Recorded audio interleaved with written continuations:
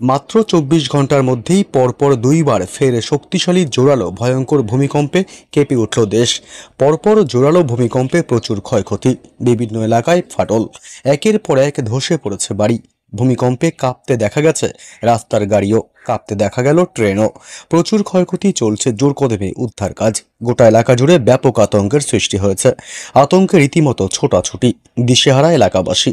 তবে কখন কোথায় ঘটল, কতটা ক্ষয়ক্ষতি হয়েছে এই ভূমিকম্পের ফলে, এ বিষয় নিয়ে বিস্তারিত জানাবো এই খবরে। বিস্তারিত জানতে খবরটি অবশ্যই শেষ পর্যন্ত দেখবেন। আর সবার আগে সবার প্রথম আপনার জেলার লেটেস্ট খবরগুলি জানতে আমাদের ইউটিউব চ্যানেলটি সাবস্ক্রাইব করে আমাদের সঙ্গে থাকবেন। মাত্র ২৪ ঘন্টার মধ্যে প্রায় দুইবার শক্তিশালী ভূমিকম্প আঘাত হানল তাইওয়ানে।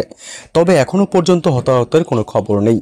রিখটার স্কেলে ৬.৩ মাত্রার শক্তিশালী ভূমিকম্পে কেঁপে ওঠে তাইওয়ান। ভূমিকম্পের কেন্দ্রস্থল দেশটির পূর্বাঞ্চলে হুয়ালিয়েন থেকে ৩৪ কিলোমিটার দূরে ছিল। মাত্র একদিন আগে উত্তর পূর্ব তাইওয়ানে আঘাত হানে ৫.৪ মাত্রার আরও একটি কম্পন। ২৪ ঘন্টা কাটতে না কাটতেই দুবার ভূমিকম্পে কেঁপে উঠল তাইওয়ান। সকালে তাইওয়ানে রিখটার স্কেলে ৬.৩ মাত্রার শক্তিশালী ভূমিকম্প হয়েছে। কম্পনটি ২৪ ঘন্টার মধ্যে তাইওয়ানের দ্বিতীয় উল্লেখযোগ্য ভূমিকম্পকে চিহ্নিত করেছে। সৌভাগ্যবশত তাৎক্ষণিকভাবে কোনো ক্ষয়ক্ষতির খবর পাওয়া যায়নি। তবে তাইওয়ানে প্রায়শই ভূমিকম্প হয়ে থাকে।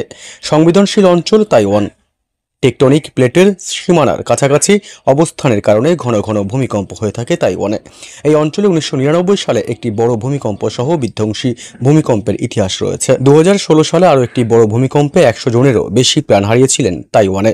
সাম্প্রতিকতম ভূমিকম্পটি এই অঞ্চলে দীর্ঘস্থায়ী কম্পনগুলিকে প্রভাবিত করে। ভূমিকম্পগুলিকে তীব্রতার দ্বারা শ্রেণীবদ্ধ করা হয়েছে ২.৫ থেকে ৫.৪ পর্যন্ত ছোটখাটো ভূমিকম্প। কিন্তু যখন ৬.০ এর ওপরে ভূমিকম্প হবে তখন তাকে বিপজ্জনক হিসাবে বিবেচনা করা হয়ে থাকে।